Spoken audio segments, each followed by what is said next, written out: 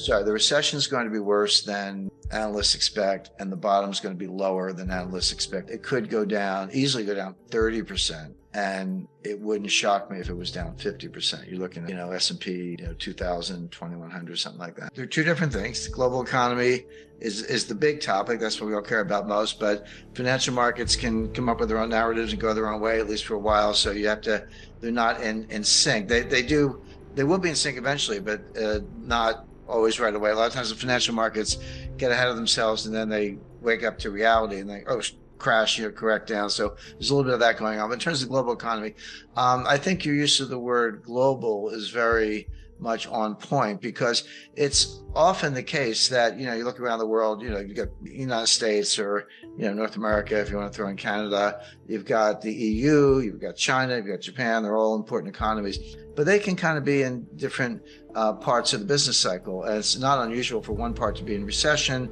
but another part of the world is like doing better. So then they use the phrase locomotive theory. The locomotive is going to pull us all out of the ditch, and we'll get going. So it's not unusual to have recessions in the United States or Europe or particular countries in Europe or Japan. I mean, Japan's had 9 recessions since 1989. I mean, 9. I consider that one long 30-year depression. That's a debate for another day, but that's how I would describe Japan. But it usually, one's not doing so well and another part of the world's doing better. That's not the case. What is happening right now, I see it, but there's an awful lot of data to back it up, is that we are going into, or may already be in, a global recession. Now that's rare. It's rare when China, Japan, U.S., Germany, they're all in recession at the same time. But that's what's unfolding. That's a big deal, for obvious reasons, because it affects basically everyone. But there's no life preserver. There's no, it's not like China's going to pull us all out of it with cheap exports, or Japan's going to, put the pedal to the metal in terms of, fixed asset investment, et cetera. So that's a really bad sign. I mean, and just to be very specific, we just saw U.S. fourth quarter GDP grew at a 2.9% annualized rate. People are like, yeah, that's pretty good. And it's not good by post-1980 standards. It's not good at all by post-World War II standards, but post-2008, yeah, that's not bad. But again, you have to disaggregate it, and you look at what grew. It was inventories were a big contributor, and net exports were a big contributor, and consumer durables, but fixed asset investment in particular. There was a big load of aircraft orders for Boeing, which is notoriously lumpy. They'll have a big month, blowout month, and then nothing for a couple of months, not nothing, but something very low. So when you look at that, inventories are counted as part of GDP, of course, but it's not necessarily a good thing. If inventories are piling up, it means retailers are not buying. The stuff's arriving, and this kind of goes back to the whole supply chain breakdown of a year ago. That's what my book Sold Out was about. So you go back to, let's say, the spring of 2022. The supply chain had completely fallen apart. And if you were a purchasing manager and you were saying to yourself, okay, we're kind of coming out of COVID, we're going to start growing, but the supply chain is broken. So instead of ordering one, container, I'm going to order 3 containers, because maybe one will get through, through the bottlenecks. I only want one, but I'm going to order 3 and hope for the best. What happened was a lot of the stuff was alleviated, not for good reasons, not really for logistical reasons, but because the consumer slowed down a lot beginning in June, partly in reaction to the Fed starting to hike rates in March of 2022. And then here come the 3 containers. So at the exact moment when demand destruction is kicking in, your inventory is going to the rafters. So what do retailers do, or wholesalers for that matter, but retailers, they slash prices, they 2-for-1 sales, because inventories are a nightmare for retailers for obvious reasons. Number one, you have to finance them, so they eat up working capital. It could be cash, but now you got a bunch of stuff in the back office. And number two, it just takes up space. I mean, insurance costs and other costs like that. But the other thing people kind of underestimate is that, like, fashion stuff goes out of fashion. Last spring's styles are not next spring's styles. You usually got last spring stuff. Good luck. We're getting close to spring, so you're dumping that stuff. Consumer electronics. You got an iPhone 13. Well, everybody wants an iPhone 14. Whatever. I mean, you take the point. So piling up inventories is a very unhealthy sign. It means the retail sector is drying up, demand destruction is kicking in, costs are going up because you got to finance all this stuff, and your profit margins are going. So I don't take a lot of comfort. But the other thing, Adam, and this is important, quarters, 3 months, obviously. If to the extent you can disaggregate monthly data, and there's a lot of monthly data, 2.9% annualized for the quarter, but it really slowed down in December. So it was sort of a waning type of thing. Christmas was a disaster. I mean, people bought stuff for Christmas, but way below expectations. And again, it goes back to piling up the inventory at the worst possible time. So it looks like the U.S. is going into 2023. Possibly a recession started in December. If not, we expect it to start soon.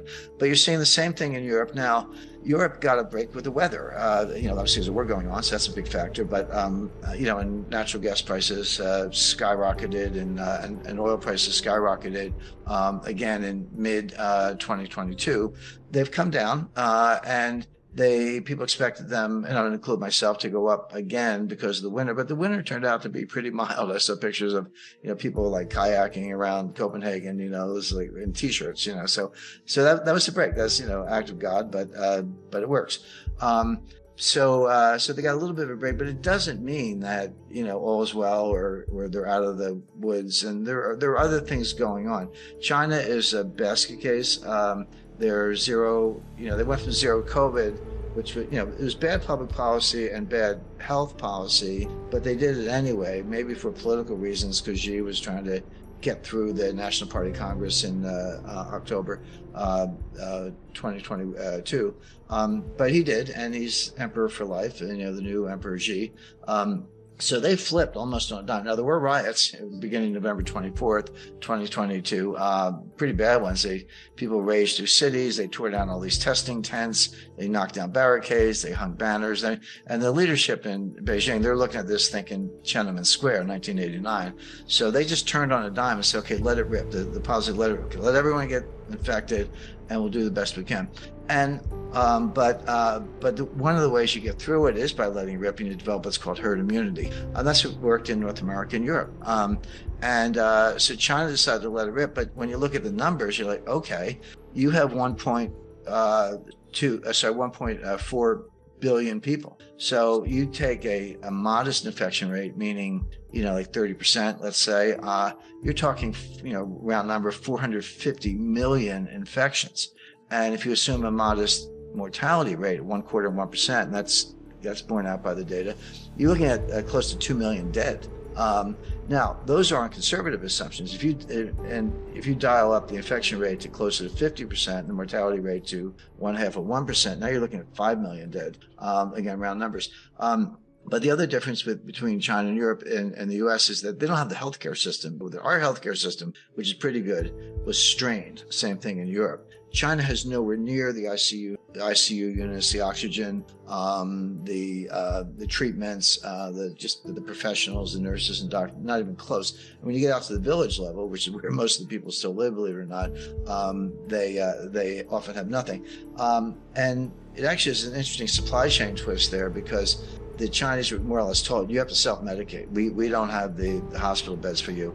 So they went out and stripped the shelves of ibuprofen, Tamiflu, Motrin, Klopman, whatever they could get. The Beijing actually said, go back to TCM. Like, what's TCM? It's like traditional Chinese medicine, herbs and teas and things like that. Well, I'm not knocking it, by the way. Some of that stuff's pretty healthy, but they're at a primitive level. They're like kind of at the Bronze Age level.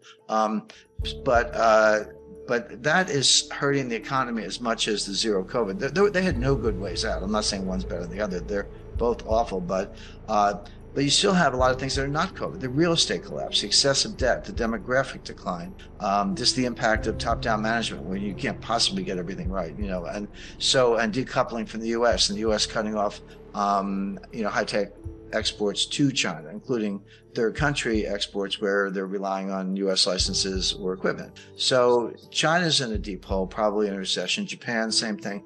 So the global economy is in bad shape. It's going into a recession.